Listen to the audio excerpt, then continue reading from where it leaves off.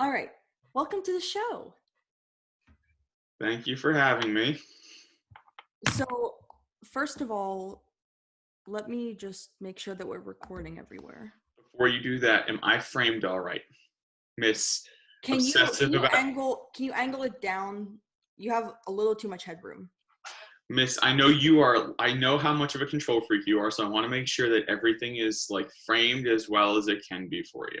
And I appreciate that. I do. So, framing wise, I can't do much about the corners, but you can I crop need it if you need I to. need you have way too much headroom, which means the room between where the top of your head Yes, I sits know. in the frame and what I can see. Better. Yes, it is. I'm probably gonna be annoying and moving around in my seat, but I'm assuming that since you're not using the full interview, you can kind of adjust that as you go. Yeah.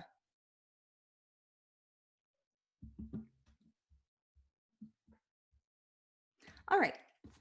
So when we talked in the pre-interview, you wanted to start off with your work at Springfield. So can you talk kind of about what your curriculum was and how it factored into what kind of work you want to do in the industry?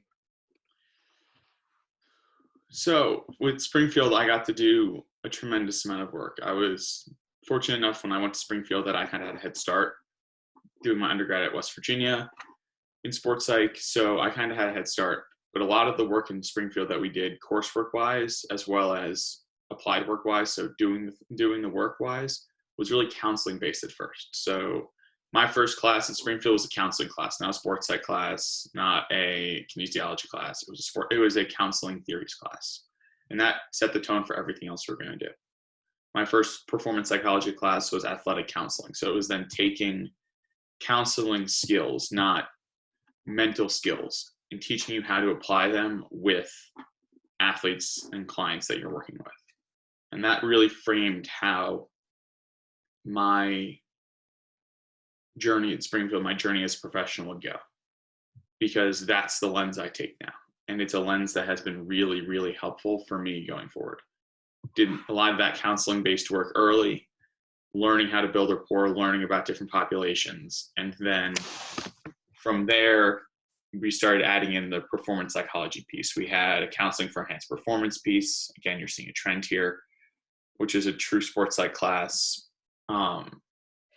Psych of injury was an elective I took, which was one of the most fun classes I've ever taken.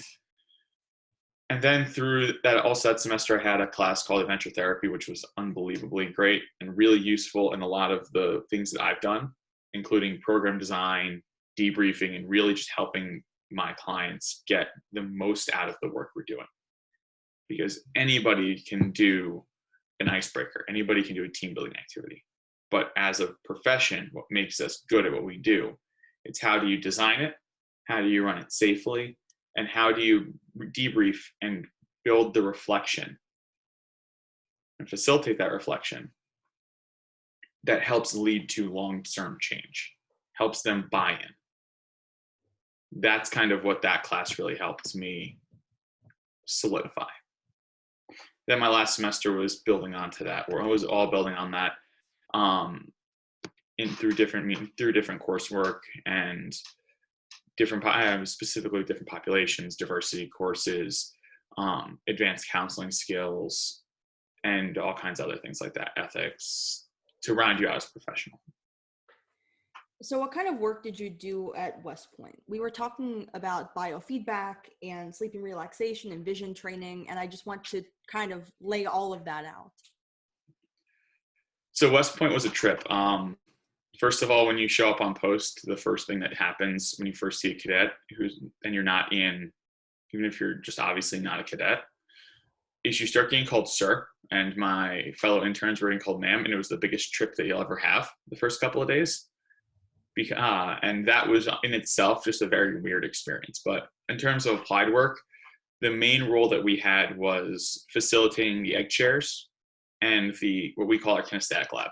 So the egg chairs are these very large, literal egg-shaped chairs. They're ergonomically designed so that when you sit in them, you are not actually having to use any muscles. Your muscles are able to be fully limp, which isn't even the case when you're laying down flat.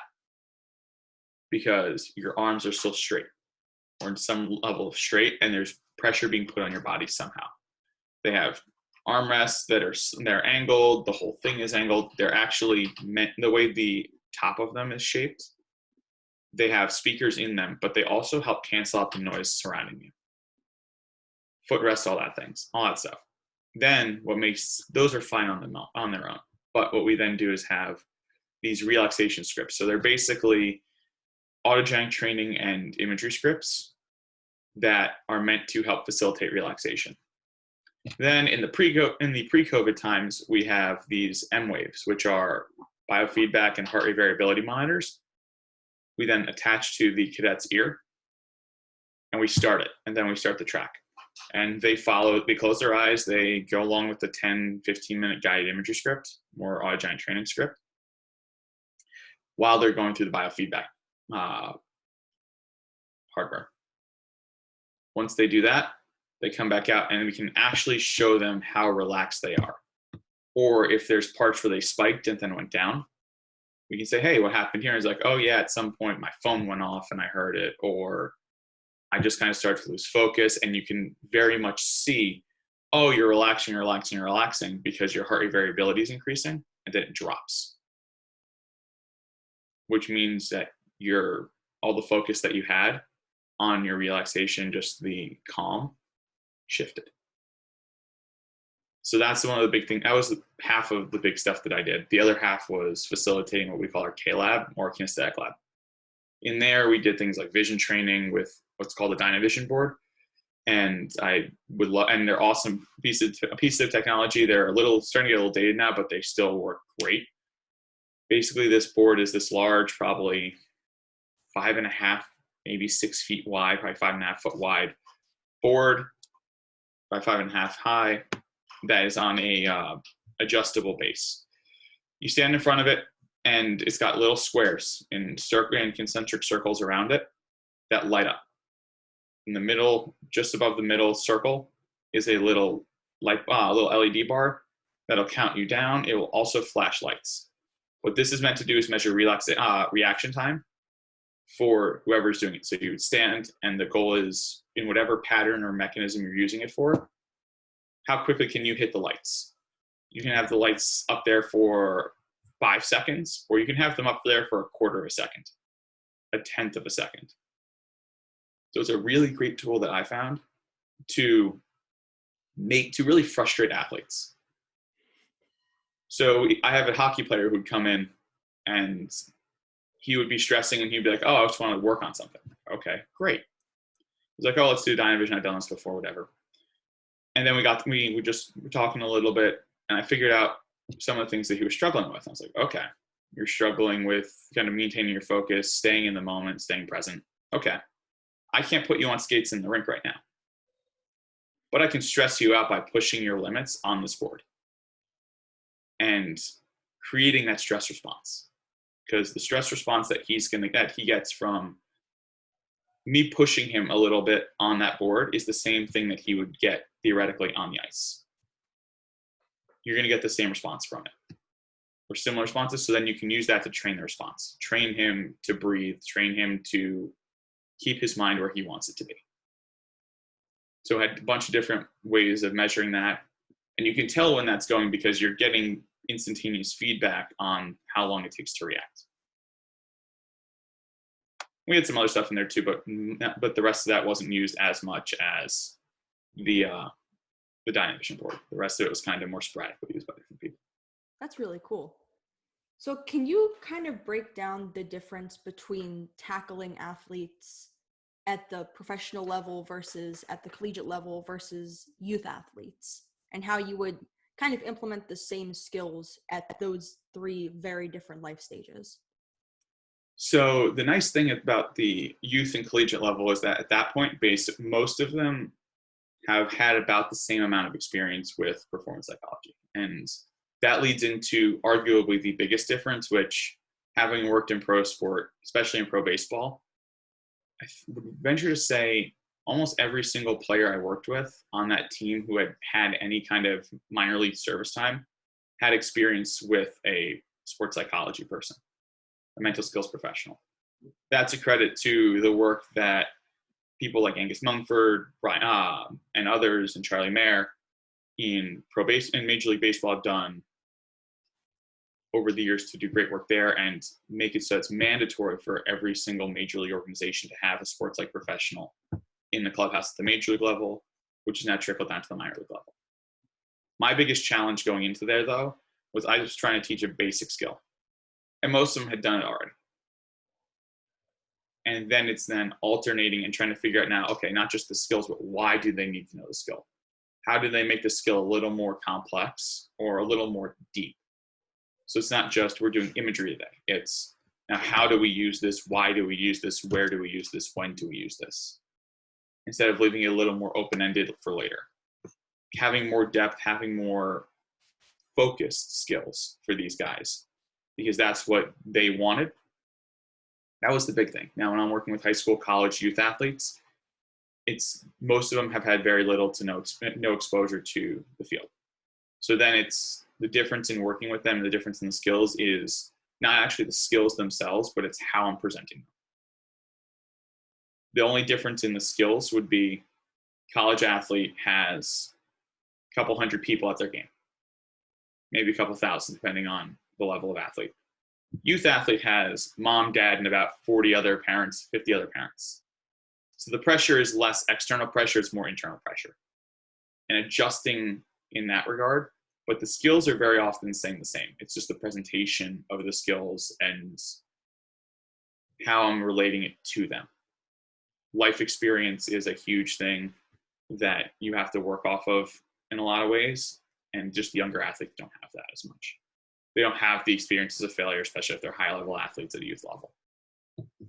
So how important do you think that failure is to improvement in mental skills specifically? So how, for example, if you're dealing with anxiety, how important do you think that recognizing when it's coming on is to eventually down the line fixing it? If you haven't failed, then you haven't been challenged. So the failure, quote unquote, not reaching the goal that you set for yourself, as I'm hopefully going to be calling it for the rest of this podcast, is not an end game. It just is about it means that you were challenged above where you can achieve at that moment. It's hard to recognize that you need to grow for most people at any age, at any level, if they've never been challenged. This goes for elementary school kids that get straight A's and don't want to study for anything because they don't have to the high school athlete who's hitting high school baseball or softball player who's hitting 600 without even thinking about it in the high school level. And it happens. And those athletes, having talked to just about anybody who does draft prep, most of them, if they've never failed before, they get to pro ball and they fail the first couple of years and they can't recover from it. The failure is actually the greatest teaching tool because then it tells you, okay, it's going to happen eventually. But I need to then kind of look back and reflect on myself. What do I need to do better the next time? How do I get better? The importance of failure is just something for me, or not achieving your goal is the mechanism for learning. Because if you can't think about a time that you struggled, if you've never struggled, then you're never going to be able to relate to that point. You're going to be like, oh, it's always easy. I don't need this. Or I'm always going to be the best. There's no way to prepare for what that is. That moment, that eventuality when things do go wrong. Yeah, so let's take a step back and talk about your work specifically with youth and high school athletes and putting together workshops for them to figure out what that process from failure to success is. So for me, that goes back to a lot of the work that I did at Springfield. And the model we had was a lot of second-year students working with first-year students on how we build the workshops, how we build the topics that we're going for. It's a lot of how do we sit in a room and watch the practices? How do we talk to the coaches and find out what they need and know our athletes?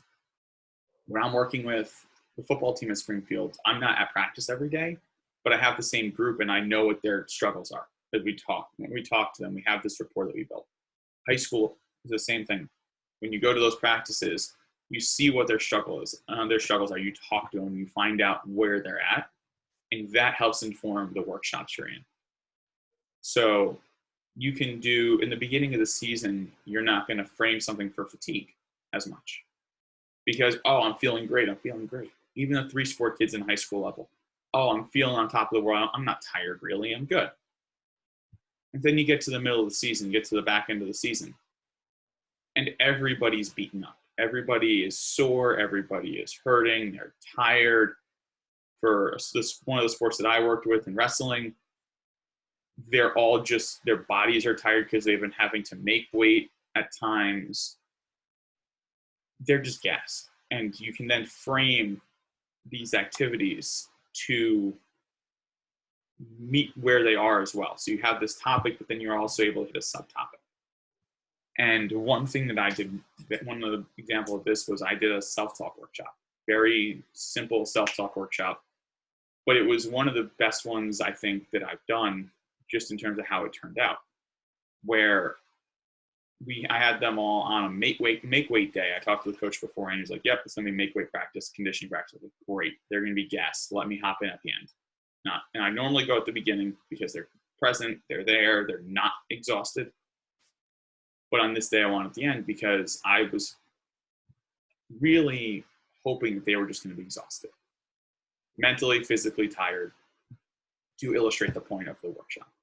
That self-talk can help them narrow their focus down versus just giving up. Had them all pair up into groups where they claimed that they were at an equal strength level. It didn't work out that way for about a third of the groups, and they ended up being outliers. And I could tell that because I had them just straight arm wrestle this. And again, caveat, this is pre-COVID. So arm wrestle 3 times, best of 3, just to find a baseline. All the 3-0s stayed 3-0s. So and they were just mismatches from the beginning. The rest of the groups, the 2-1s, I had everybody split in half. So one person was a one was a 1 was a 2. The number 1s had positive self-talk, number 2s had negative, flipped. And then they flipped after 3. And when the number 1s, or the person who had the positive self-talk, always won, 2 out of 3. Then they flipped. Same thing, positive self-talk, then person flipped. Even though the person who just won the 2 out of 3 was doing the negative. Still lost, other person won. Then I went and had them both go for the positive, and they were all 2-1s. When they went positive and negative, they were 3-0s. And it showed very much, and they were all super close at the end too. And it showed them how then they can narrow that down. And because they were physically exhausted, it was a way that I could tie it into where their season was. And now this group was one where they really got it. They really enjoyed it. So that plays into it as well. But using your environment, using the time you spend with the team, and knowing the population you're working with, knowing what they need at a given moment is huge to what I do.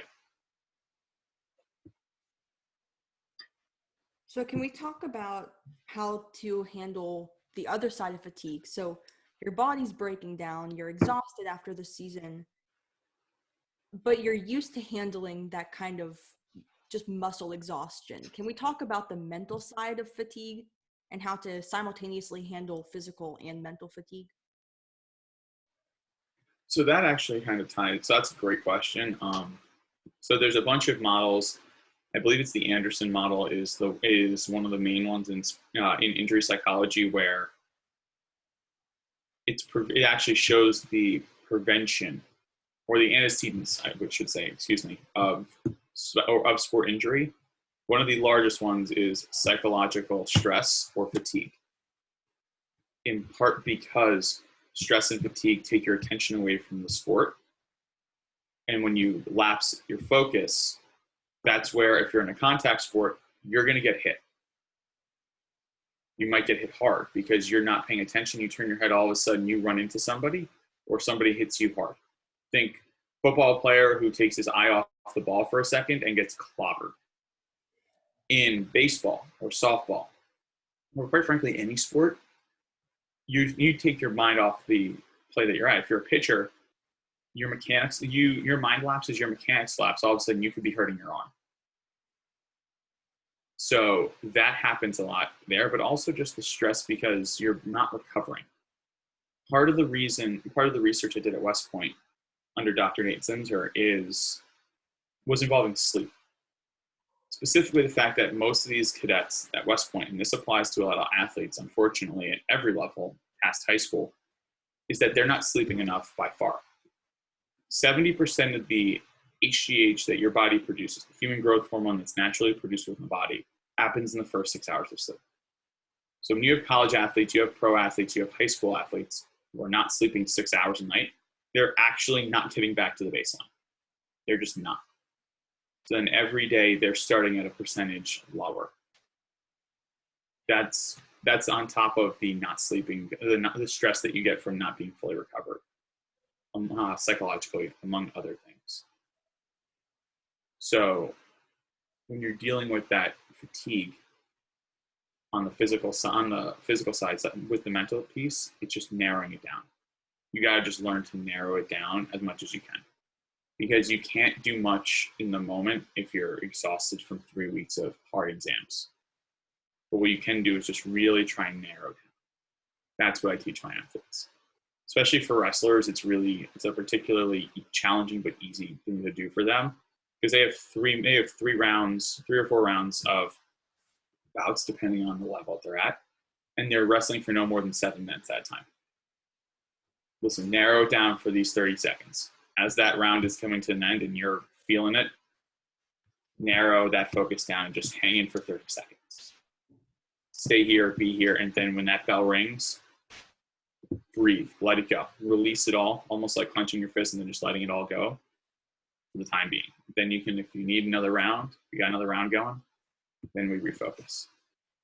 So when you're handling athletes that play in sports that are timed, like swimming or like wrestling, where there is a specific time period that you can say, okay, just focus on this 30 seconds or this 30 seconds or this round.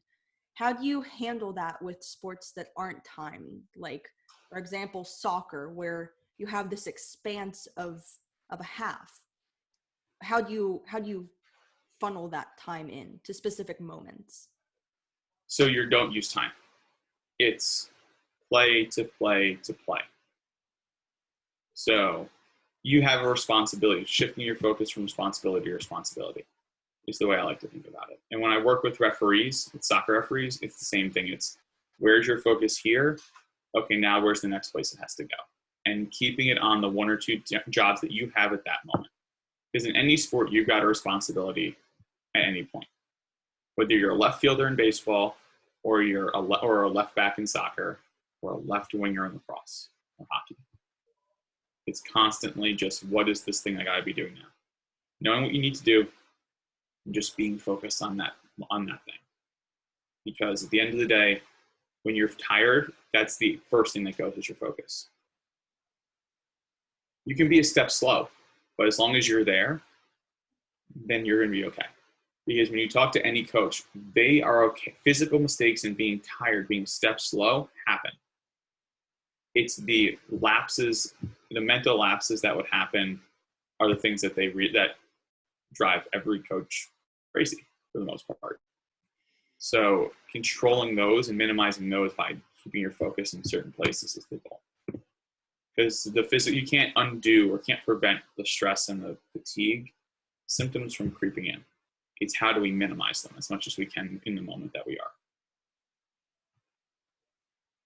So how do you handle teaching mental skills to a sport that you've never played? Because you were talking about being in the moment, but how do you know what the moment is if you haven't been privy to it? when I introduce myself to a team, generally speaking, especially a team that I don't know the sport of, I say to them, listen, I don't know anything about what I'm walking into right now. I don't know anything about it. I'm here to learn about it because you all are experts in your sport. I know I know mental skills, I know sports psychology, but I don't know your sport. So I'm going to learn from you all. And then you just sit and you learn. You watch, you learn. That's where the FaceTime comes in.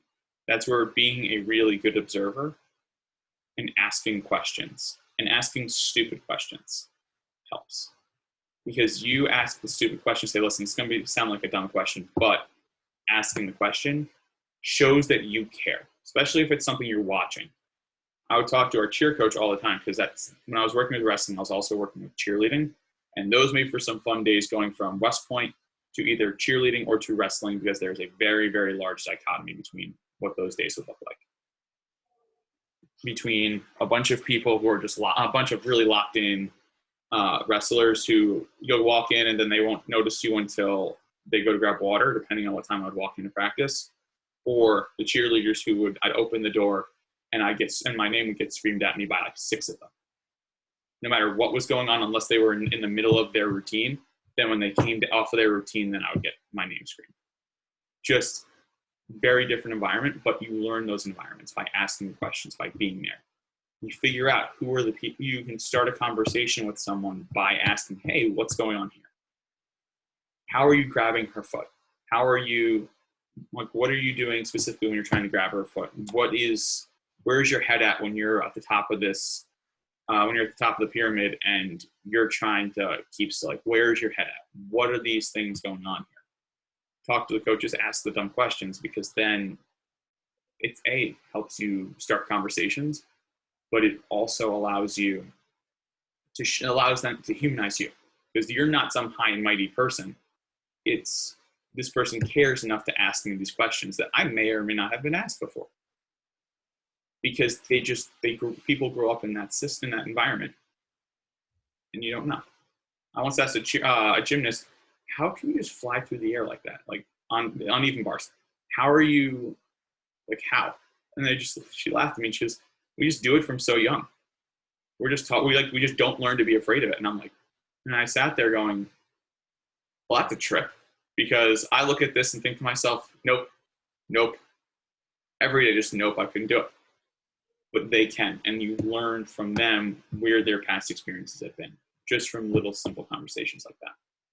So what kind of aspects do you look for when you're coming into a new environment or a new sport or a new demographic of people that you're trying to help? What kind of things catch your eye when you're first observing that group? So the first thing that I look for is, where can I stand and where can I place myself to be close and involved, but not in the way. And especially with cheerleading and gymnastics, where can I be really close and not get kicked in the face? And that was the joke that I always made, because it was a small gym that we practice in where maybe there was 6 or 7 feet of space between the edge of the mats and the wall. So it was, where do I stand so that I don't get kicked in the face when you're doing your tumbling? And that's the first thing. I jokingly say that, but it's actually a thing that I'm worried about, because I don't want to get hurt and I don't want to hurt somebody else or get in the way of what they're doing. But I also want to be present. I also want to be able to see what they're doing, to hear what they're doing. The next thing is kind of just observing where they are. Who are the confident? Where's their leadership coming from? What is the coach focusing on? Where is the coach focusing on? What are the things that they're doing well? And how are they reacting to the things that they aren't? And then as I'm getting used to it, then I might look for specific things. Like, I was just at soccer practice recently, and they're scrimmaging, full field scrimmage, and the goalkeeper had a ball kicked to him. He had nobody around him for maybe 20 yards, but he was going up and down with his eyes, up and down, up and down, up and down, and actually muffed the ball on the edge of the box. And so to a point where it left the box, and he actually had to then clear it when he in a challenged clearance, rather than just scoop it up or fall on it. And I could see from 50 yards away, his eyes were saucers up and down. His head was moving. He wasn't focused on the ball. he was looking for these ghosts of players that were coming at him that weren't within 20 yards of him. I'll look and see if there's something very obvious like that, where you're like, oh, this person's just not focused right now. Or body language in general. What are they doing when the coach is talking to them, and how the coach is talking to them? Because some of them will be super lasered in. Some of them will be like, you can just tell there's like, I don't want to do this. Are they asking questions? Are they getting stressed out over, and how are they reacting to that stress? Because there's times where once I get a feel for a player, for an athlete, how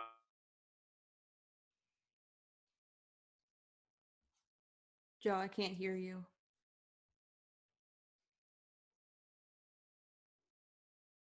You're frozen.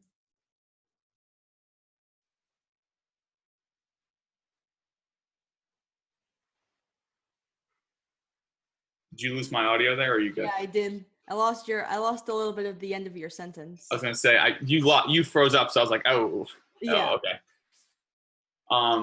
What was the last thing you heard? You were talking about how his eyes were as big as saucers, and he was You lost looking that all over much? the field. Yes, I did. Jeez. Okay. No. So this goalkeeper's eyes were wide as all can be, to the point where I could see the white of his eyes from about 30 yards away, 40 yards away, and because of that, I could tell he had no confidence in falling on this ball. He had no confidence in picking up the ball, and he was worried about players that were really far away that were never going to get to this ball. He was almost looking for what's the next thing I can do without getting this ball. So even something as simple as like, hey, just one thing at a time, just catch the ball on the ball, pick it up. You got plenty of time to look up when you're on the ground when you fall on the ball. That's a conversation that can be had later on that topic. But in general, I'm looking for not just that, something as simple as that, and as kind of low-hanging fruit, I would say, because that's a really easy thing to see after you've done this for a little while. It's also, what's the body language generally? Do people look like they're having fun? Who's distracting the group? Who's keeping the group going? How engaged are they with the group? What kind of feedback do they respond to from the coach? What's the tenor of the coach?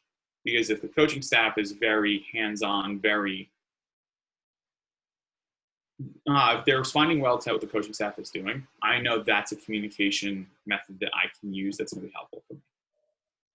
So if they're very like, okay, let's very fast paced, I'll stick with fast paced because that's what they're going to respond to at first, and then I can move around. But I want to row in the same direction, but also looking for how the athletes respond to adversity within practice.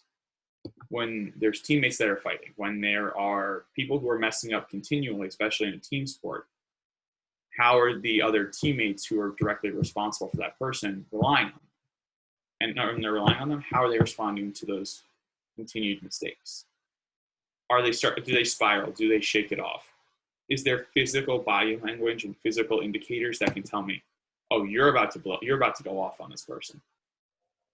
And then at another point in time, as I've built that rapport up, if there's a moment for me to kind of almost step in and pull that person aside for 5 seconds and just tell them to breathe and de-escalate it, then I can do that. And that happens just from being around, seeing it, building the relationships with the people. And also seeing who the social ones are, because those are the easiest ones to talk to.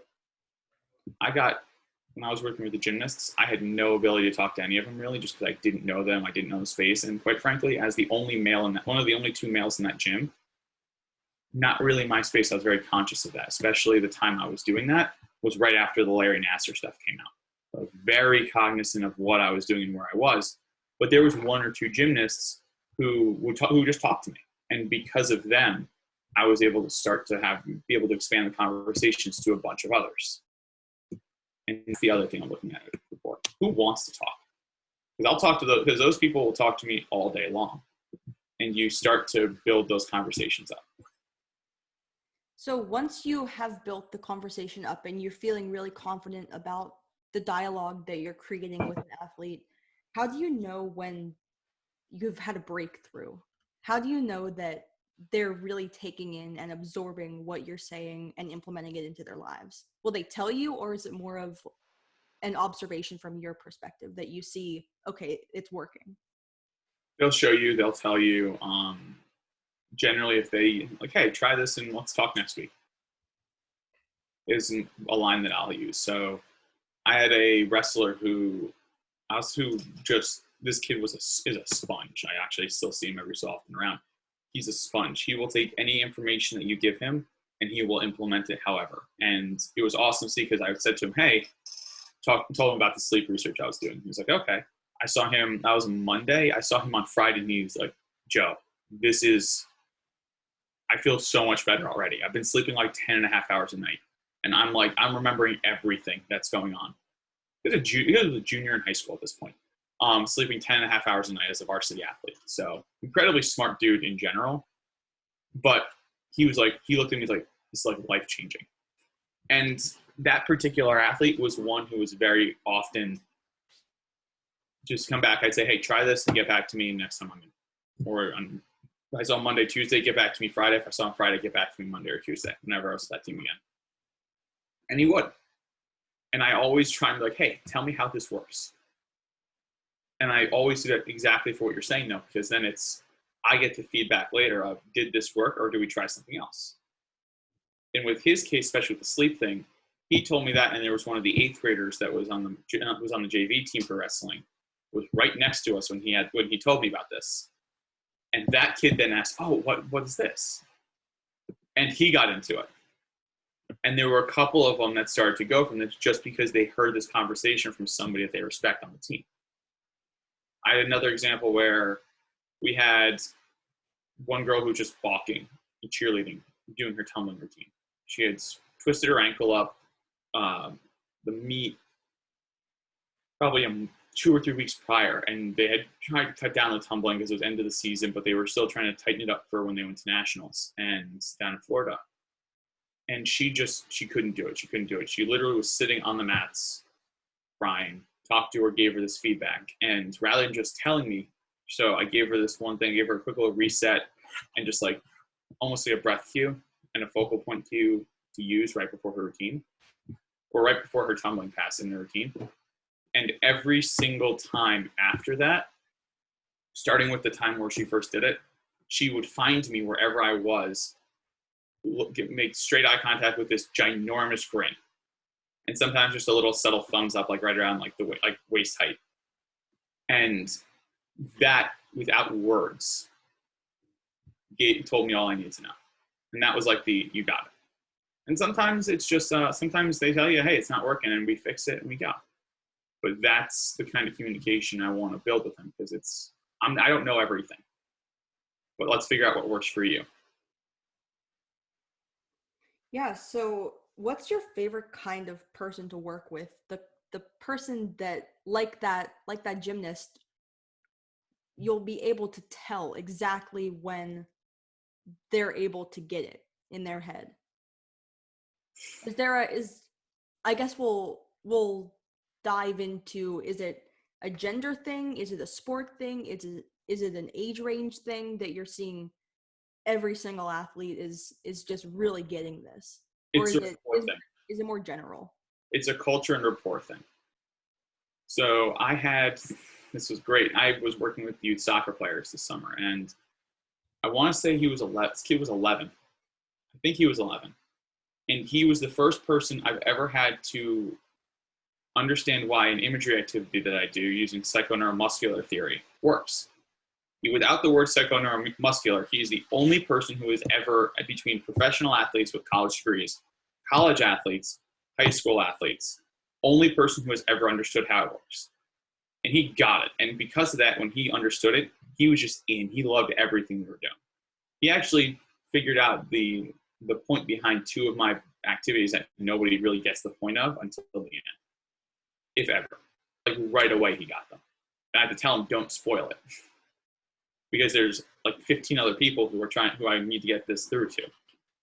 But athletes like that, the rapport is a huge piece. That in any change work that you're doing, whether you're doing counseling work, whether you're doing social work, anything like that, the rapport is there. But for me, in my work at least, my favorite team I've worked with top to bottom was definitely the wrestling team. that I worked with, just because, and by no means other than I learned so much about that sport because that sport's really conducive to psychology in weird ways that you wouldn't expect because it's this brute force physical sport. But the thing with it though is that there's never a point where you're out of it. I've watched people who are up 10 points in wrestling with less than 30 seconds to go, where all they have to do is, if you think about Football Reference, play prevent defense, or just run out the shot clock or run out the clock. You can't really do that in wrestling very well because there's stall warnings. But also, I watch those matches flip where somebody is up 6, 7, 8, 9, 10 points with 10, 15 seconds to go and get pinned, and they lose. They're done. That's it. Everything they did for the past 6 minutes is done. So there's no ability to kind of breathe. It's a much more intense version of what you do in baseball where you can't run out the clock. But you have to be able to be present in the moment and just know, and you have to know where you perform your best. That same athlete who loved to sleep was someone who wanted to be just super low. Anybody who knows eyes off, which is individual zones of optimal functioning, whether what you want to be feeling and how you want to be feeling when you're performing at your best. This guy was super low eyes off. So super low levels of, he didn't want to be jacked up. He didn't want to be that person who was like, I'm going to rip somebody's face off when I get into the circle. Meanwhile, we had other guys who were like that.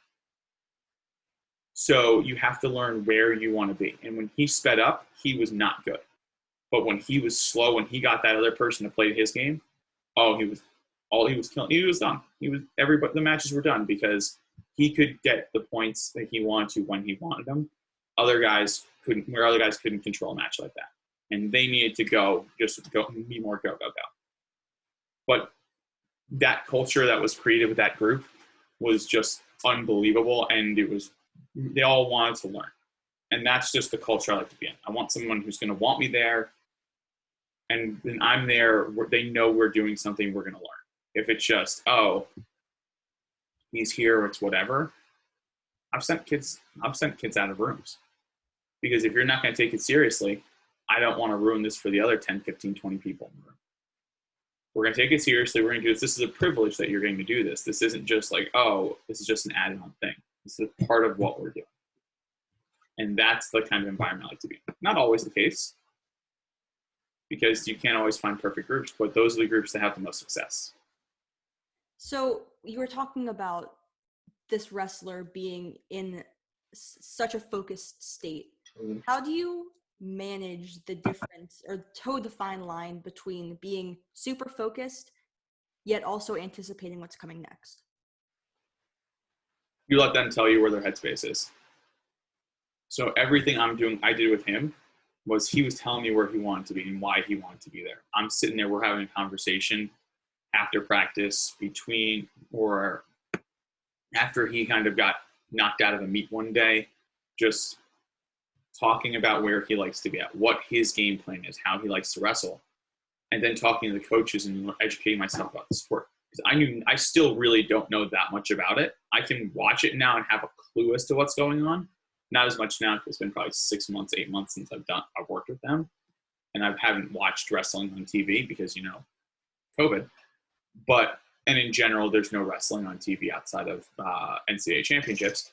But generally, though, just talking to the athlete and finding out where they want to be. And then kind of guiding them, kind of being their guide down the journey. Going back to Springfield, there's this big article that one of our former faculty members, Dr. Al Pettipa, wrote called The Littlefoot Approach. And this is basically an approach that we all use, and even the Springfield alumni who are working in professional baseball and professional sports still reference this in their work.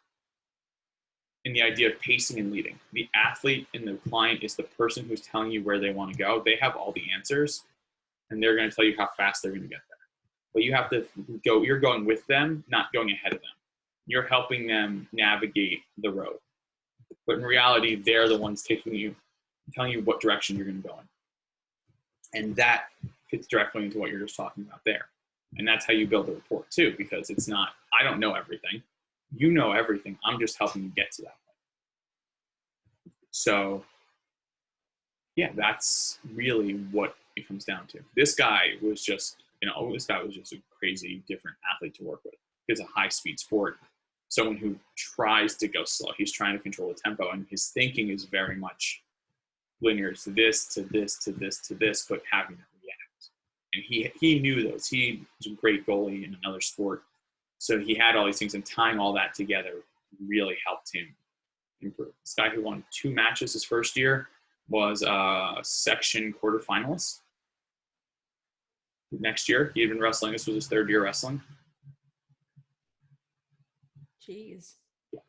So you take by virtue of being in applied sports psychology, you take a very hands-on approach to building rapport and figuring out how each sport works and how each athlete within it functions. How do you do that over Zoom? Now that sports are coming back, but not in their full potential and staffs have been cut, are you still doing that kind of rapport building activity, or is it more of an observation based, or is it existing at all? So I have one team that I've worked with exclusively through. Oh, Joe, you cut out. Can you hear me? I can't hear you. Oh no. Hold on. Mute yourself and unmute yourself. Okay, no, I can hear you again. Okay, and I can hear you now too. Okay, so there's that perfectly to fit that. So I had a couple of groups that I only worked with through Zoom, one of whom I'm still working with, and one of whom I'll be working with part of the group again starting soon. Can you hear me still? Yeah. Okay, your camera, I just wanted to make sure you were good. So one's a college basketball team, one's a high school lacrosse team. For the college athletes, I did this a little bit more because I'd been working with them a little longer, and I knew this would be a more extended relationship with them. Where I said to the coach after he reached out to me, listen, I want to be on your calls. Just like I would normally go to practice and team meetings if I could, I want to be on your Zoom calls because I want to be able to learn the personalities of the athletes and the way you interact with them individually and as a staff, just to be there. Because showing up is the best thing you can do. Being present is the best thing you can do. I would sit up there on meetings that had nothing to do with me for probably like a month, almost weekly meetings that had nothing to do with me. Saying very little, just sharing whatever everybody else was sharing. So you go around and talk about how your week was, just like one good thing about your week and bad thing about your week, whatever it was, one interesting thing you did before, whatever. And as you got to know the personalities, you get to see who's there. Oh, you can crack a joke with this person. Oh, you can't. And then all of a sudden, the nice thing about Zoom is you can watch all of the reactions when you crack a joke on somebody who who you figured out they can take the joke, because that's the culture of this. That's the culture of the team. Like the coach is someone who likes to crack jokes, likes to mess with people. To the point where we were talking, he goes, "I need to go and let's have the Zoom call we had last night at 7:30. I need to watch the Jets lose at 4 o'clock." And just that's the kind of humor that just exists within the culture. They'll kind of bust on each other. They'll bust on the coaches, go back and forth, and you find your initial entry point. It's the same thing. It's just a little different because instead of going to practice and watching them work in practice, you're watching the dynamics of the call. And that's the way I did with them. And then to build even more, what we found was useful, not just because you couldn't get 14 people on a Zoom call to save your life at any given moment, especially when everybody's at home working and trying to get through the pandemic in different time zones, no less. We split the group up into 3 smaller groups to do workshops. And that makes it even easier because then when there's 14 people on Zoom, nobody wants to talk and everybody's muted and nobody wants to unmute. But then when you break them up into 4, like either about 4 to 6, 5 to 6, then it's easy because then you say, everybody unmute, we're just going to talk. And again, by that point, I had this rapport with them. I'm taking chances, I'm doing things, I'm including the humor that works with the group, but also into the workshop and the buildup of it, but also taking the serious side and not overly using all these other things. And for me, that's how you do it over Zoom. Just presence is time. When I talked to this coach, originally was, I want you to come in and do this thing. But I was like, listen, I don't like to do one-offs because I'm going to come in, you can pay me to do a one-off, but you're not going to get any benefit out of this. And I want you to get benefit. I don't want to just do something for my own financial benefit because quite frankly, that does no good for anybody. The reason why the thing you saw that you liked that I was doing is because that was like the third or fourth time I'd worked with them. And they bought in, they were using it well. And that's just the way I work. I don't think you can do good work without rapport. So how many lessons or sessions has it taken to see change in the athletes that you're talking to? Is there a minimum, or is it more of a case-to-case basis where by the fifth session you have the entire team bought in? Or is it like, okay, I have the first athlete the second session? It really depends. So you're never going to get everybody bought in. Just never. It's not going to happen. You can hope for it, and maybe you can get it. But generally speaking, in the field, we operate under the rule of thirds. You have a third that are just going to buy in no matter what. You have a third who are going to think you're a crocky, you know what?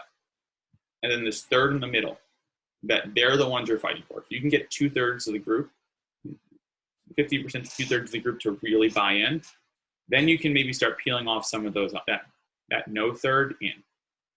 For good teams, maybe it's 50% are locked in, let's do this, and then you're fighting for half the team. And then you're fighting for a quarter, and then there's 3, 4, 5 guys and girls who just, not for me. And that happens. And over time, you can work those because then they see the other ones who are doing well, who are using these skills, who are bought in, and they're all of a sudden going, oh, that person's getting more playing time than me now because they're playing better. All of a sudden, they're now able to succeed in the situation that they always failed at because of this. Or not, or they're just like, oh, they just look like they're having more fun. They're not stressing as much, or whatever it is. Sport enjoyment, plug here for anybody who's interested. Scott Barnacle at West Virginia has one of the more interesting theses or dissertations ever on sport enjoyment as an intervention as a performance enhancement intervention that he did with collegiate soccer players. And if you want to say that you can hate your sport and be good at it, read parts of that and read the discussion and the results, and you'll be proven very wrong. So as a parent of a youth athlete, what are some techniques that are kind of take-home implementable outside of sport and around the house that you can make sure that your child is on the right page, in the right headspace for continued success in sport? Parents not going to teach them I wouldn't have a parent teach anything to them. What I actually tell the parent is get out of the way. Seriously. I was refereeing a soccer game yesterday. The team had a chance to tie the game with an indirect free kick in the box due to intentional pass back to the keeper by the other team. The free kick, it was a girls U10 game. The indirect free kick was 7 yards out of the box from the goal, 8 yards from the goal maybe. And this is a team where it's an age group where they don't quite know what they have to do here. And they haven't played in 6 months. It was their first game back. You had parents trying to coach from the sidelines. Because of that, the girl who took the kick, kicked it, then kicked it again, indirect free kick the other way. Yeah. Parents, get out of the way. Let your coaches handle it. And it's on the field. But then off the field, something our former professor, Dr. Watson, talked about a lot, and something that stuck with me is when you ask your kid, you say to your kid, oh, how'd you play today? Not how did the team play? How did you play? How did you do? Because the team success in sports like baseball or basketball is not necessarily determined by what you or your success is not always determined by the team. You can have a good day, one thing could go wrong, and you could lose. How did you perform? And then also not just praising the what the perceived success and failure is based on outcome, but then going off of the effort, especially for youth athletes. Nobody's giving scholarships based on the U10 soccer game or U13 baseball game or a cheerleading competition for a really young, cheerleading competition or dance competition or band recital or anything. Nobody's giving scholarships. Nobody's giving paychecks out for it. If you think about the entire purpose of those activities in that age group, it's about getting better. Do you get better based because you succeed, or is it more important to praise success there and make your children not or adverse to failure because they think failure is bad, or do you praise the effort that goes into it? Because if you're praising the effort that goes into it, then Carol Dweck's research would show you, and repeated over and over again that your kid is going to end up in a growth mindset, which means they are going to, for the rest of their life, because less than 1% of high school athletes and even smaller proportion of youth athletes go on to do anything with their sport after high school. Your kid may be the next Gio Reyna, Lionel Messi, A-Rod, Jeter, Mike Trout, whoever you want to call it. More likely, you use sport as a vehicle for teaching life skills and teaching how to continue through adversity. And if you're only teaching success and failure, your kids are never going to learn that. Not through sport and not through school. That's my soapbox there. That was a good one. So can we talk about an athlete that you've built rapport with and you feel like you really get them on a personal level, but they're beginning to show less performance anxiety and more generalized anxiety and clinical issues? So that's a question that's tough because, and that's very specific based on the person the practitioner that you're working with. Because in the field of performance psychology and sports psychology, you have a bunch of different people and people working in that field, in the space. You have people like me who have a master's degree in athletic counseling, an undergrad in sports psychology, but I don't have a counseling licensure. So ethically, if I start to recognize, hey, this person's got their performance issues, but then there's also this, it's starting to look like the anxiety here that's around is not just state anxiety, meaning anxious about a certain thing. It's this person is starting to show symptoms of generalized anxiety or any other DSM-5 diagnosis or disorder. You have to then ethically, you are not allowed to work with that person on that area. You can still work with them in the performance domain. And it's encouraged because then you're not just abandoning that person because they have an issue. That actually can lead to abandonment issues and really just mess with somebody. What you're then doing is, depending on the situation, passing and kind of saying, hey, let's refer you to this person because I'm seeing that you're struggling with some of these things. And however you want to then communicate I can't help you, I'm not allowed to help you with these things for your own good. Let's get you to somebody who's helpful, who's going to be able to help you with those things. Then you get them there, you make the referral, you check in to see if they've used the referral, and then you have to continue to work outside of those bounds. You can touch base on, see how it's going, all those things, but leave the clinical issues to the clinicians. There are people in this field who are both clinically licensed and performance psychologists. And then there are people who are clinically licensed who just work with athletes, who specialize with athletes. So the answer to that depends on what your education is, what your competency is, and what your licensure is, because you can get in a lot of trouble if you're working outside your competency and outside your licensure. If you're working with clinical issues and you're not a clinician, there are professional organizations that will either ban you from them or throw you out of them because it's unethical. And when you join a professional organization, you sign an ethics code.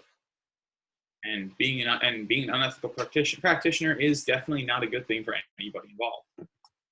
And even if you may think it's good for your wallet, it won't be after they find you. Seriously, though. Yes, really.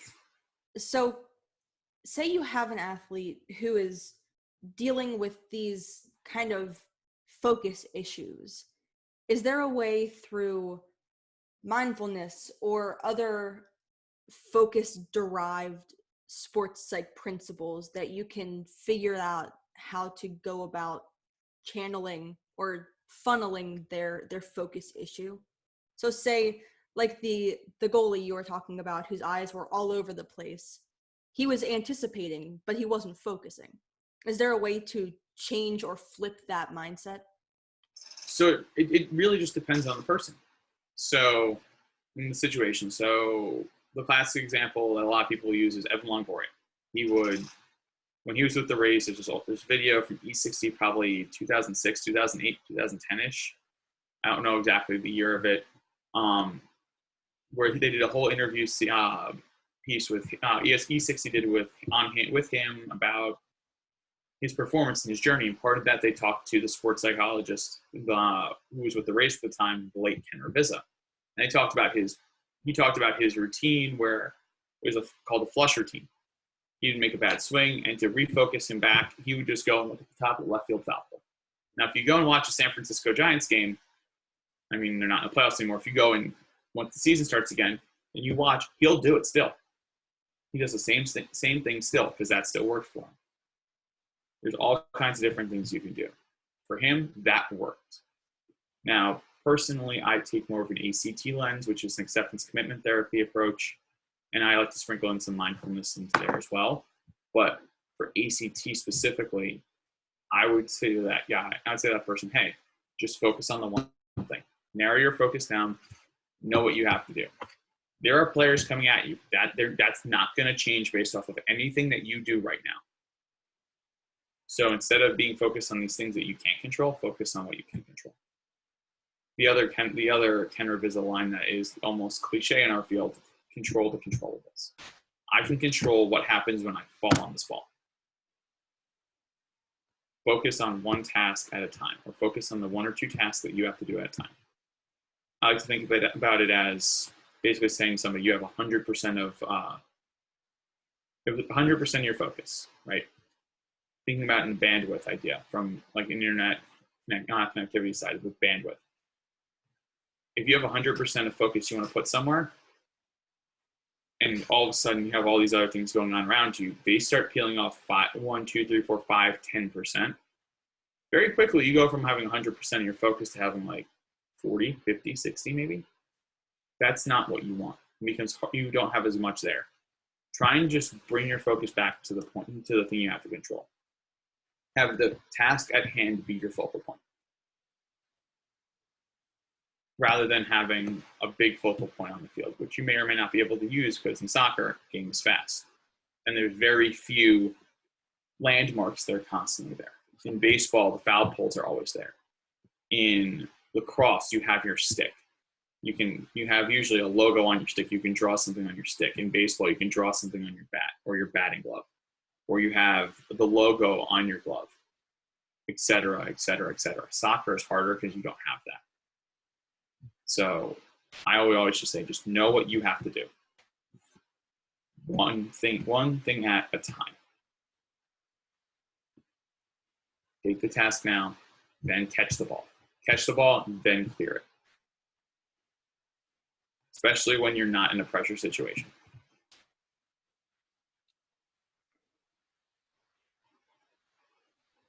Let's talk about mindfulness week.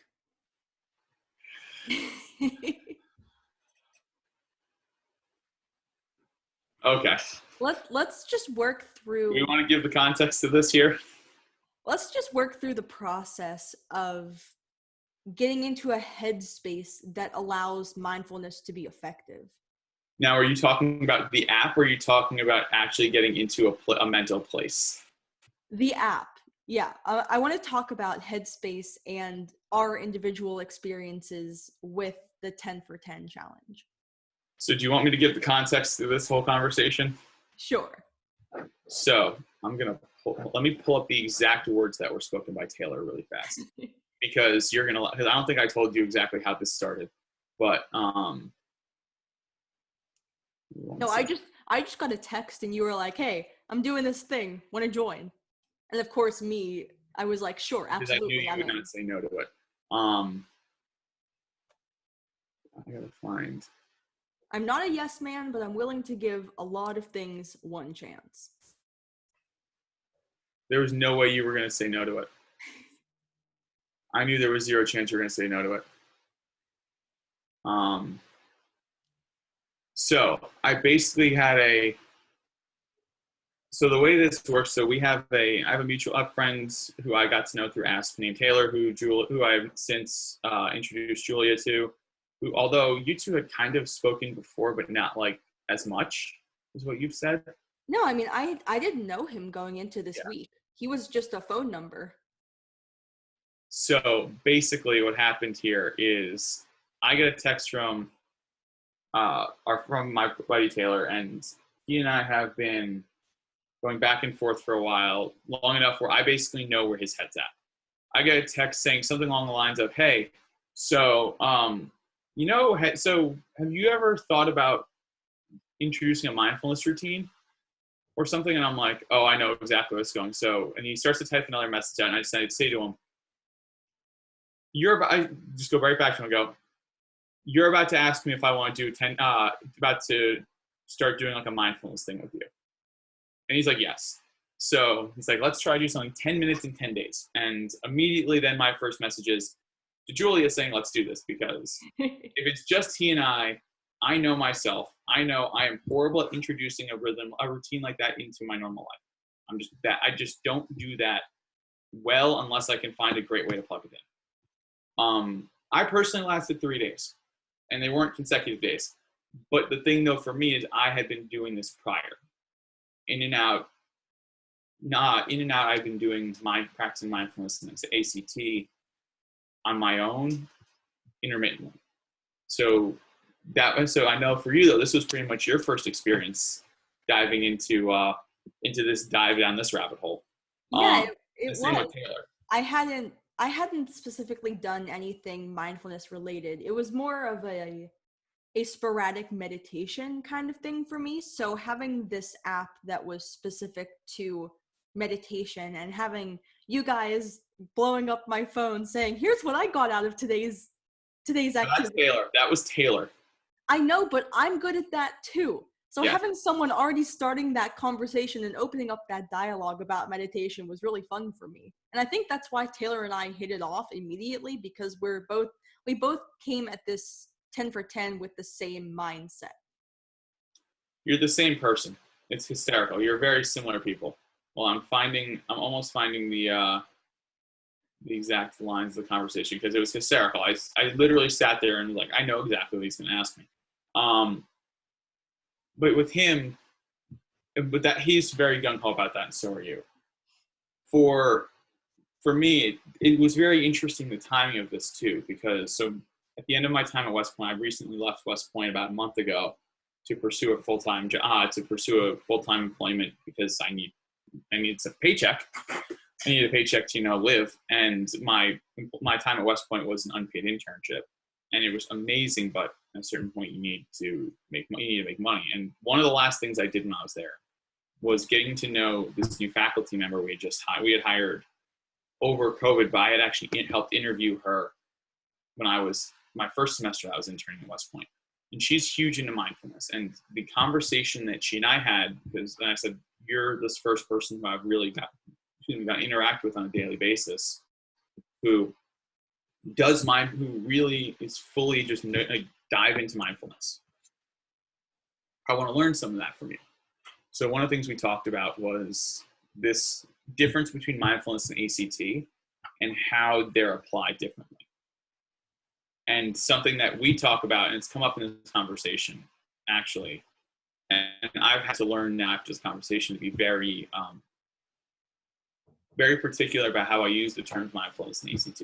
And they're used very interchangeably, but they don't overlap, or they're not the same thing. They overlap like a Venn diagram that would overlap with a decent bit of overlapping, but they aren't actually the same thing. mindfulness, in the analogy that I used, that was very similar. So John Kabat-Zinn first defines mindfulness as the attention that arises from paying attention, the awareness that arises from paying attention on purpose in the moment, non-judgmentally. That is his words directly out of his mouth, how he defines mindfulness. And John Kabat-Zinn, for those of you who don't know, is the man who is known as the father of Western Zen. He's the first person to really use mindfulness as an intervention, as a widespread intervention for stress management. Was the big one up in Boston. He still has a clinic up there that he was working at the prisons with. The man who went on to work with the Chicago Bulls and the Lakers under Phil Jackson, George Mumford, was one of his proteges.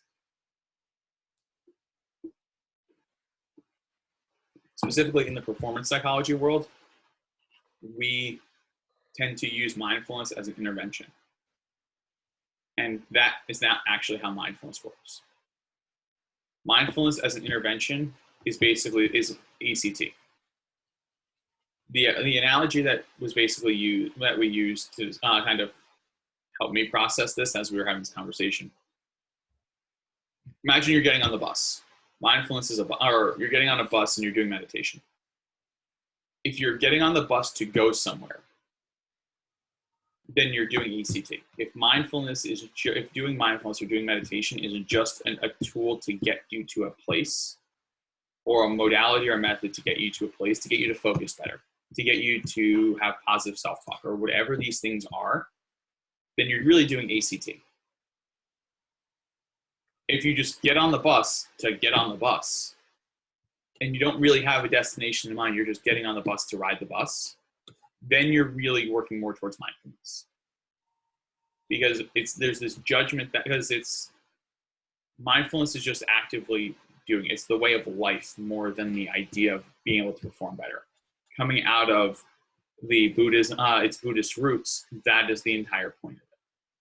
So we called it Mindfulness Week because it's easier than saying ACT Week, and you just look at the acronyms on social media and go, it's ACT Week. Well, what is that? But when you go through and you're doing these scripts, you're learning to be more mindful, learning to be more present and in the moment. And that in itself is just super helpful. I'd love to hear your thoughts on it, because although I didn't do it for very long, it was actually the most successful I've been at it over time. So I want to hear how you felt about it in general. Yeah, so I came in with really no expectations because I wasn't sure how good I'd be at it in the first place, because I hadn't ever done anything like this before. I'm very self-aware of my feelings and my emotions and where my body sits in space. So that wasn't really something that I ever had an issue with. I know a lot of the mindfulness script was, okay, make sure you know where your fingers are, or wiggle your toes or something like that. And that was not anything that I'd ever had an issue with. But what I do have a big issue with is relaxation. I'm a go, go, go, go, go kind of person. And so it was less about getting to know how my body felt and more about just kind of allocating 10, 11, 12 minutes, however long the script was, and just kind of laying there. Mm-hmm. And I modified, Taylor and I were talking about this too, I modified the script because it said, okay, make sure that you sit somewhere comfortable with your feet on the ground. And I just like snow angeled it. I was like, I'm laying here. This is great. This is where I am the most relaxed, because I don't feel very relaxed sitting up straight. Mm-hmm. I think I did the first day sitting up straight, and then I was like, I'm not feeling relaxed. I'm not feeling meditation worthy. I need to fix this. But I realized that about myself very quickly. Yeah. And then I did the rest of it laying down because it worked better for me. So I think that meditation and mindfulness, although it's the same concept for everyone, you can really modify the script based on what works for you. And you and I and Taylor were all talking about the clouds that were flying overhead in the meditation script, and how for me it worked better. Talking about that. I never got to that one.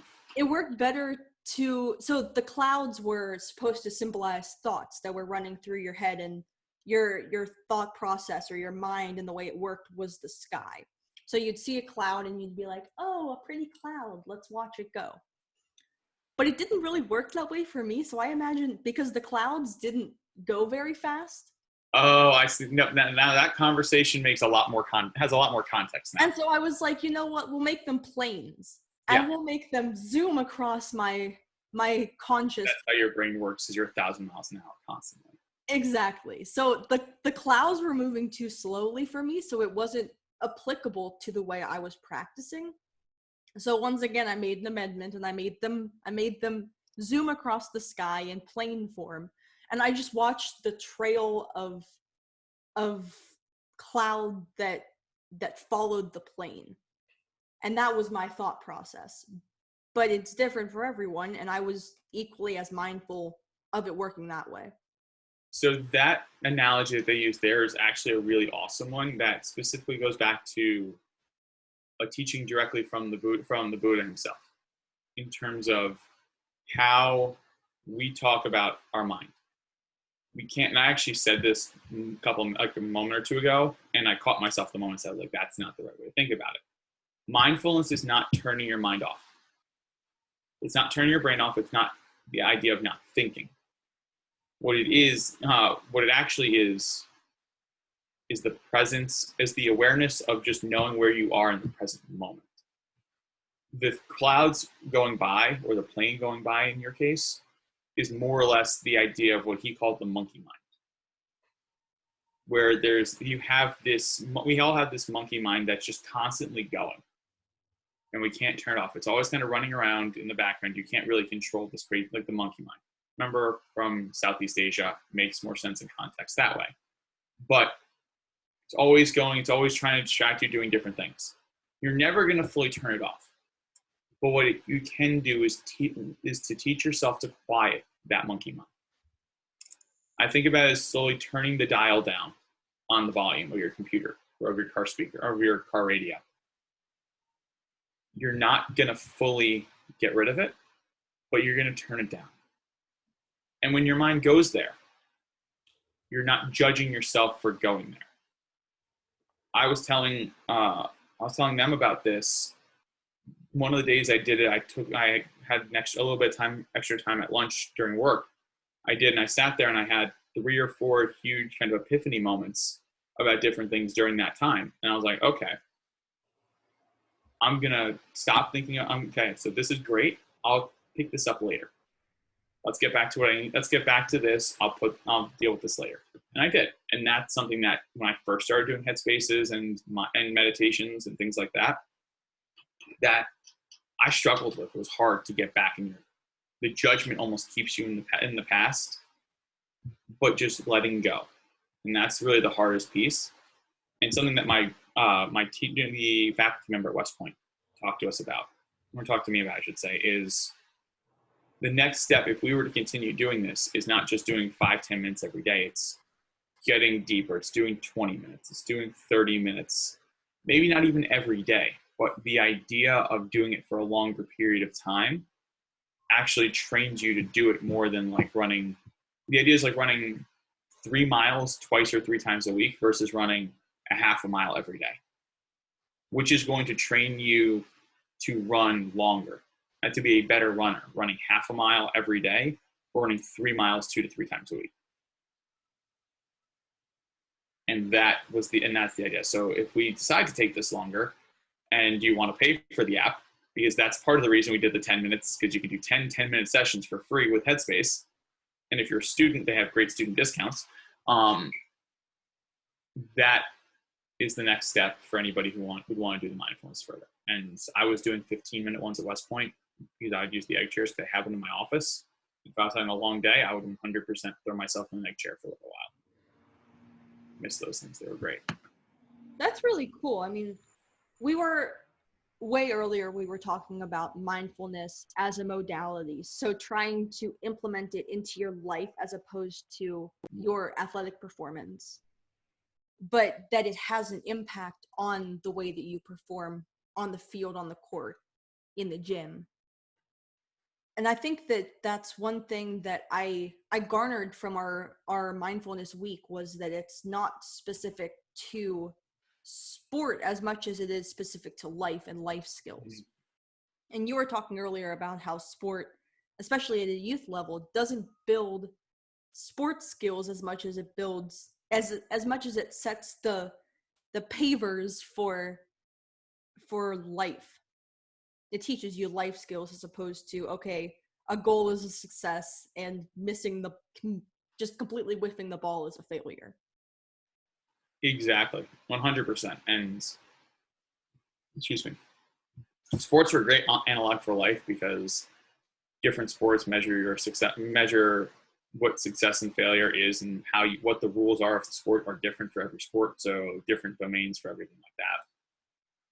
It's real. I love sport as just a teaching tool for life skills because the tools that I teach these kids and usually it's the younger ones, if they freak out over tests or public speaking, the same things I teach them before they hop in the ring or they hop on the field or before they take a penalty kick, it's the same thing. It is the same exact stress response that happens. Your mind starts to spin because you're in a situation where you do not feel confident or do not feel comfortable in yourself to perform. Your brain starts to go because your brain senses danger. It is a fight or flight response. That is basically what happens. The way you train somebody to manage it when they're going to speak in front of a class is the same thing way you would train them to go here. You want to do the same thing. It's just teaching them then to connect those dots around. Also, I found the text from Taylor, which is just simply, okay, so you know how both of us don't really do mindfulness? My reply to that was, are you about to suggest we start a regular practice? ? And I think at that moment is when I texted you. That is the exact moment. You knew what was about to happen. I mean, I know when he has those moments of you have this, and you're like, yep, okay. It's exactly where this is going, because it was not the first time those ideas have come up. With ideas similar to that in that way have come up. But no, does he just text you out of the blue like, hey, about this thing, ... and then just breaks into this huge conversation about it? Not as often as I think you may expect, but it happens a fair amount. We'll talk after we finish recording about some stuff that about a couple other times that's happened, and it's fantastic. So let's get back. Let's wrap up the interview with the question that you suggested being last. How do you get certified as an applied sports psychologist? So here we go. So you heard this interview, or you've been kicking the tires around on wanting to do this for life or for your career. Awesome. Please come into the field. We need good people who want to do this, because there are a lot of people who kind of just there are a lot of people who kind of get into this thinking it's one thing and not another. And I applaud you for for doing research into this beforehand. First thing you got to do is think about what you want to do, why you want to do it. It's the same thing I talk to my athletes about anyways. Why do you want to do this? What do you want to do? When you get into sports psychology, do you want to do research? Do you want to do applied work? The next step, the reason I asked that question is the next step is you got to go out and get yourself a degree in either kinesiology, psychology, or some kind of sports psychology. And the Ask website is a fantastic resource for all that under certification. It's appliedsportspsych.org. I want to say it's .org. I'll look it up. Look it up, and Julie will put it in the description. You then have to go out and get yourself and do a master's degree. And you have to get that master's degree or doctorate in a performance psychology related field, and then do 400 hours worth of applied experiences. So that is 400 hours of work. 200 of that can be in support activities. The rest of it has to be spread out between 150 minimum 150 hours of actually doing work with clients, whether you're seeing them face to face, whether you're working with them with a team, individually, group, whatever it is. And that's mentored by someone who is certified either as a CMPC, which is Certified Mental Performance Consultant. I'll actually, by the time this gets posted, I'll have submitted my materials. Just got the forms, just have to pay for everything now. You have to do that. You have to have all your supervision hours. and then you have to go out and get watched doing what you're doing. So your supervisor or somebody who can then mentor you needs to then watch you do the work, because they need to be able to see what you're doing as well, or have the ability to have watched it. Just technicalities and wording. You have to have completed a certain amount of coursework in diversity, in physical, in kinesiology, in abnormal psychology, in counseling or and regular psychology work, human development. All these, you have to have coursework, and I believe it's 8. In ethics, you have to have, I believe it's 8 total subject matter areas that you have to cover. Great, you've done that. You're now where I am, and now you're going. You submit your application. You pay the fee. They accept or decline your application. They accept it, and you sit for the CMPC exam. And it's a nice little exam that it's constantly changing, and you have to pass it. And once you pass it, congratulations, you can call yourself a certified mental performance consultant. But if you're looking, and that was a very, very brief, really fast explanation of it, and there's a likelihood that things will change just because of how COVID has impacted things in terms of supervision requirements for people. That might change. I don't know anything about what could happen there. But what I will say is, go out, and if you're looking to get a master's degree, go out and figure out what you want to do. What sport, not just the sport context you want to work in, but what do you like about the field?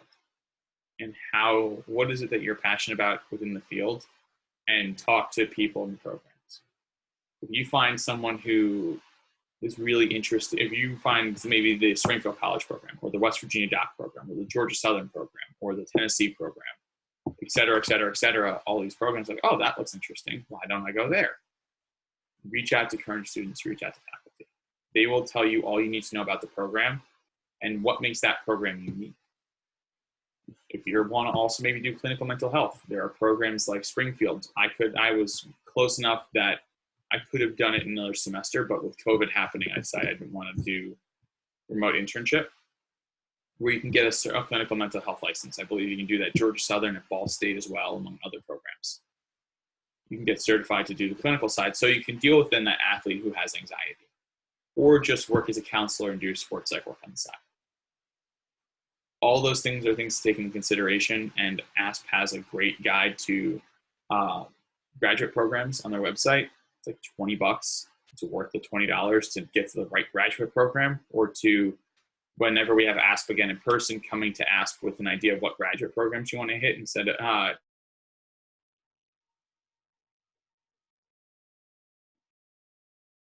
Oh no.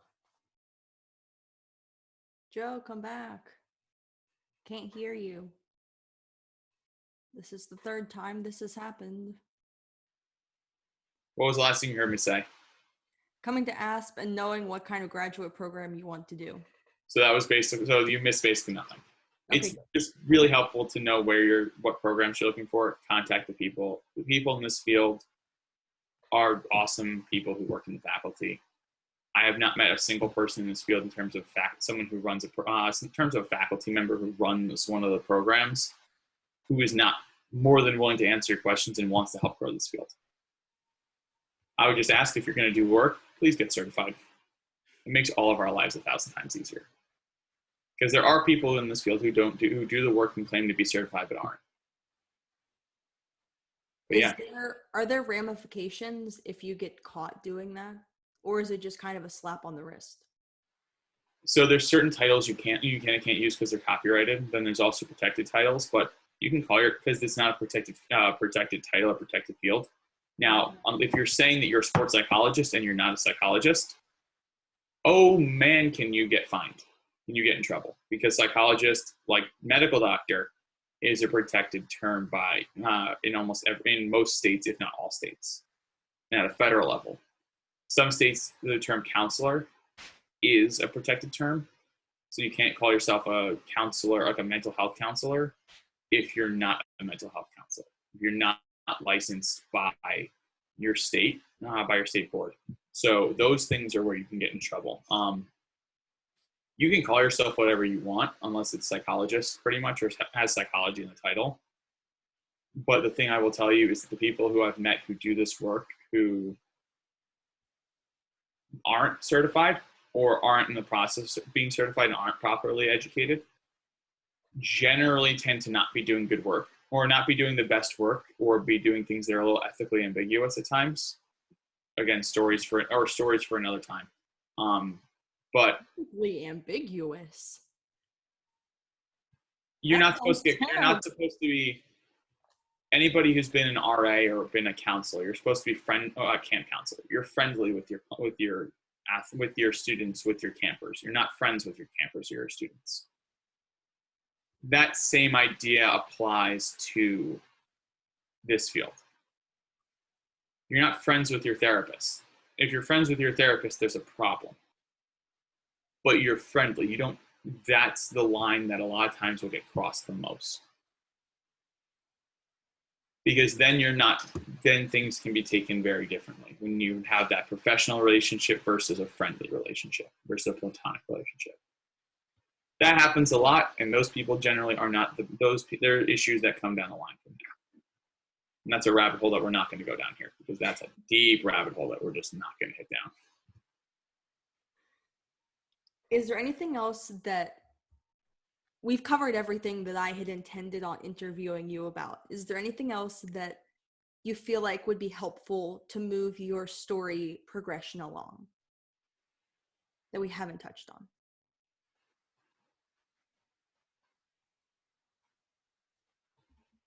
Funny enough, I don't know if you're going to do this in like the intro for this, but you're the first person who's ever like asked to talk to me about stuff and didn't ask me how I got into the field.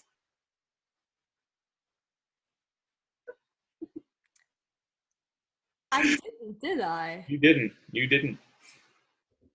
Well, that makes me a terrible journalist then. That Hi. also makes you one of my best friends, and it's Hi. just How did like, you get into the field, sir?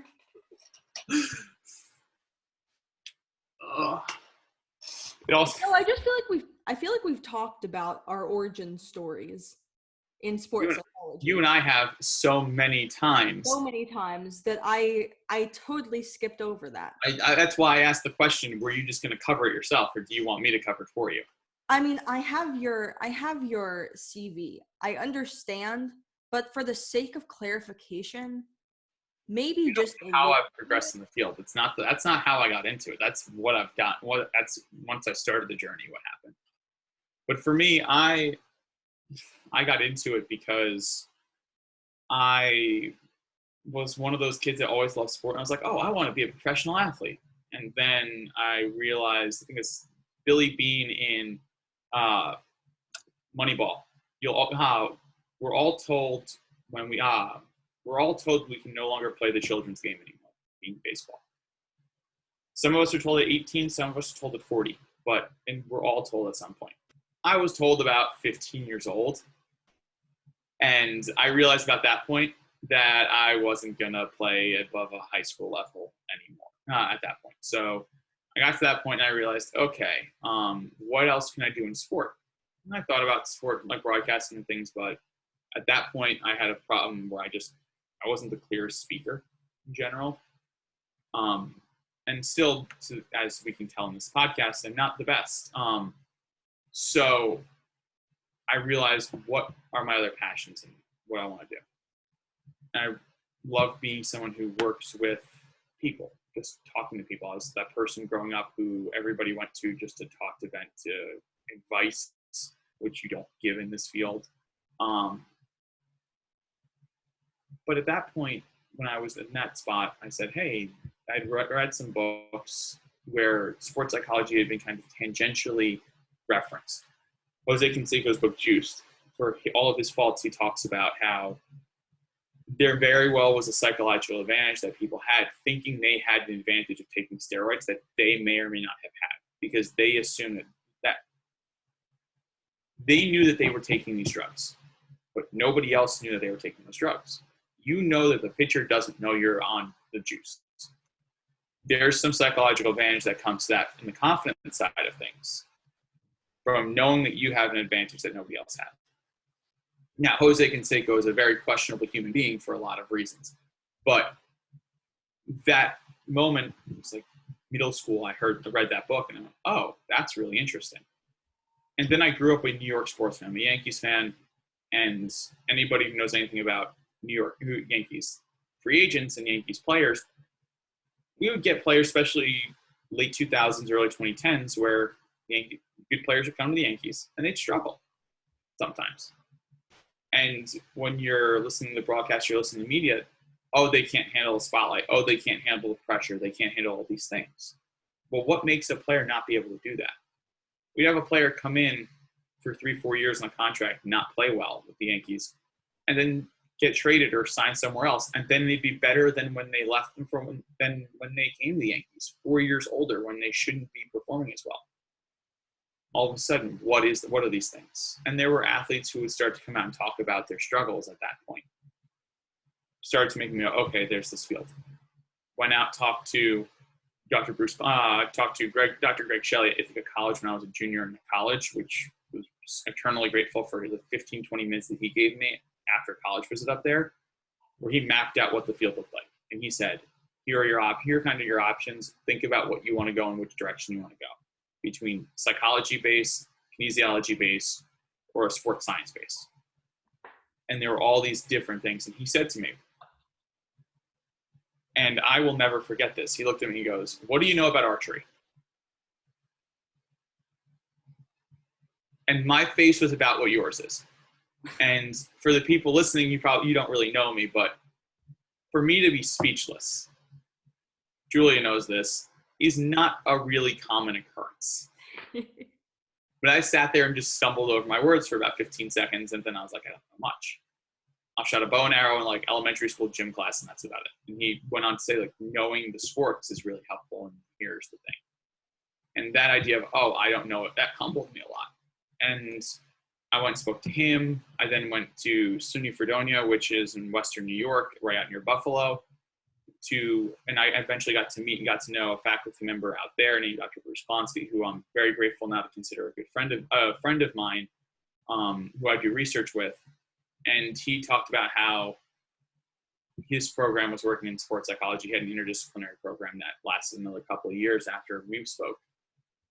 He then said, if you're really interested in doing this and Fredonia is not the fit for you, go look at West Virginia. I went down to West Virginia. It was the Friday before Thanksgiving break. It was kind of a dreary day in Morgantown, which Julia knows all too well what those are like, and especially November Day. And went toward the school, really cool place. And I met with Dr. Sam Zizzi, who would then take credit for me being there over the next 4 years, especially the first semester after I was like a dean. I was like they made dean's list or something, and the dinner and the reception, that he was giving everybody a hard time because apparently most of the people who he recruits in, they don't always end up in that dean's list dinner the first semester. So, but he basically said, like, this is kind of what we do, this is how we do it. And if you're really successful and at the time you want to graduate, you really want to continue to go down this field and into the graduate programs, this is the place to be, because we know we have these connections, we can help you get there. And for me, I was like, okay, this is the place. This is where I met another one of our friends that day. No, not that day, the next time I went, Dakota. And he's someone who I ended up living with later. But it was the first time I ever met people who wanted to do my major, who wanted to do the same thing as I did. Because I would talk to the AD of my high school, people who had worked in local sports stuff around by me. And nobody had a clue what sports psychology was in 2013, 2012, 2011. Nobody had a clue in my area. Quite frankly, most of them still don't. But still, I've got to find a place that really, where people knew what they wanted to do, who thought they wanted to work in this field and were interested in it. And that for me helped build my interest, because then I got to meet people like Julia, who had these cool, unique stories, who are interested in this field. And that for me is what fostered it. So if any of you are out there and want to do that, find other people find people and find communities that will bring you there. If you're Canadian, hook up with, connect with our friend Taylor. He has got a youth practitioner program, Facebook group chat that he runs through Canadian Sports Psychology Association, CSPA. Yeah, I'm bringing Taylor on next episode. Exactly. That's why I threw that in, since I'm getting interviewed before him this time. So you were talking about advising people interested in the sport to join these kind of groups of like-minded people? How do you go about finding those people? Is there one place that they congregate? Like, are there Facebook groups, or are they on Twitter? How do you even go about finding those niche groups in the first place? So I'm just gonna plug ASP again. I would very much go and look through ASP. They have some really great student resources, and if you have the ability to go and find a conference, either a national conference after starting in 2021, when we have the 2021 ASP hopefully in person again, fingers crossed, but also find yourself one of the regional conferences. The national conference is expensive. It's a 5-day long event. You should have to fly somewhere halfway across the country. But the regional conferences are a lot closer. They're 2-day things, 2.5-day things. On a weekend, usually it's a Friday and a Saturday, then you leave, or usually it's Friday night. There may be something Friday night. It's all day Saturday, half a day Sunday. And they're put on. They're meant for students. They're meant for young professionals. They're usually no more than $50. They're always no more than $50 registration fee, and they hold them all over the place. You get them in Philly, Massachusetts. In the Midwest, there's a couple, 1 or 2 in the Midwest. There's out Pacific Northwest, down in California and Texas. There's an HBCU one. Go and take a look and find what's closest for you. It's on the ASP website under conferences, and look and see where that plan is. That's a great place to start to network with people, because those conferences are a very different makeup. You'll have faculty members bring their students with them, or their graduate students or their undergrads. And you'll have some professionals who are in the area, who are local, depending on where you are. Other than that, you're not getting these big speakers, these big people who are going to be intimidating for you to talk to, and you're going to be out of place, because you're not. Those conferences are taking down a level. They're much more student focused. So those are a great place to go. And honestly, find someone on Twitter, find someone on Instagram who is doing good work, who you can follow and see what they do. Zach Brandon's an awesome human being who is great. He's the coordinator of mental skills, or whatever his specific title is, with the Diamondbacks. Jesse Michelle with the Astros, Brian Miles with the Indians, David De Silva with the Cubs. I'm leaving off people here. Lindsay Hamilton from IMG is an amazing person to talk to. She is one of the most helpful human beings in this field in terms of for young professionals to talk to. Gotten to know her a little bit, and Taylor, who just interviewed her, will say the same thing. Super, super, super nice, super helpful. And just reach out to the professionals. They can direct you to resources. Graduate programs are a great place to talk to as well. And there's a lot of us who are just active on social media who can get you going. But I wouldn't suggest the Facebook groups. They're kind of just a mishmash of people who may or may not know what they're doing. Yeah, I took a look just to figure out who I wanted to talk to next after you and Taylor and his supervisor. And I was looking at Facebook groups for keywords like sports psych or mental performance. I'm in one, and it's not worth it. And first of all, it's not worth it. First of all, there aren't many. And second of all, there aren't many people in them, which means that they must not be reputable, which means that they must not have reputable people in them, which means that they're not worth my time. ASP is getting better at this. They're not great in terms of the social media side and finding collective groups for people. Yeah. That's one thing I would say I would like to see them do better at, and that's more of a student initiative thing more than anything, to try and get that off the ground. But they've had bigger fish to fry over the last year or two. I'd love to see that happen. You have to kind of get to talk to people to get into some of the smaller communities. Like, I just recently got added to a Discord server that was just created with all of the esport people. So a bunch of like 15, there's like 20 of us now in there with the people who are working in esports. Wow. I have somebody that I got somebody who I think would be good for you to work with. I'll talk to him and see if he'd be interested in it, and I'll put you in contact with him because he's an awesome person. I like the listserv. The Temple listserv. The listserv is good. There's a lot. You haven't seen when the listserv goes bad. It's not all pertinent information. It's usually like, hey, I'm available for a study, or hey, there's new research out. Recruiting for a study. There's a job posting. Here's an interesting article. Right. Advertising yourself, trying to do some referral stuff. That's what it's That's for, what though. those You know, it's just not all applicable to me personally. Yeah.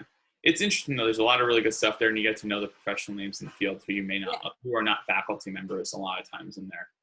I recommend the listserv. I would also just say reach out to faculty members around you. There's some random sports psych people around in different places.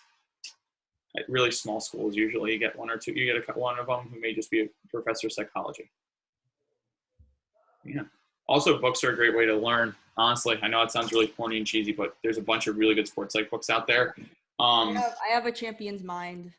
Champion's Mind is great. If you're a baseball person, The Mental Game of Baseball or Heads Up Baseball. Dorfman and wrote the Heads Up Mental Game of Baseball, and then Ken Rivers and Tom Hansen wrote the other one. I would recommend every single one of your listeners, past, present, future, and whatever you do, go out and buy this book. You can tell how beaten up mine is. It's been through the ringer. It's called Mindset by Carol Dweck. The New Psychology of Success. Yes.